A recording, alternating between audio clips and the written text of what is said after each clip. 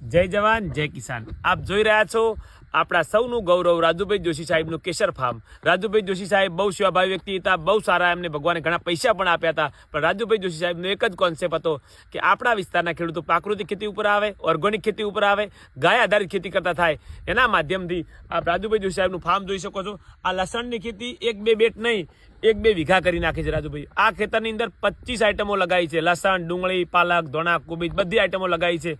આંતરપાકની અંદર એમને જામફળની ખેતી પણ કરેલી છે। આ જો આપ જોઈ શકો છો, આ દેશી ગાયનું જે છાણ આ બેટની અંદર ભર્યું છે અને 100% ઓર્ગેનિક ખેતી કરી બતાવી છે। હવે અમે જે ગાયનું ગૌમૂત્ર છે, જીવામૃત છે, આ બધું સાથે ચલાવી અને આ ખેતીને કરી રહ્યા છીએ। અવશ્ય ગમે ત્યારે ડીસાની અંદર આવો તો અમારું કેસર ફાર્મ, જે રાજુભાઈ જોશી સાહેબનું કેસર ફાર્મ, એનું મેનેજમેન્ટ હું કરી રહ્યો છું। રાજુભાઈ મને સારી સેલેરી પણ આપી રહ્યા છે, તો તમે અવશ્ય આ ફાર્મને નિહાળવાનું ભૂલશો નહીં। અવશ્ય એકવાર રાજુભાઈ જોશી સાહેબનું જે ખેડૂતો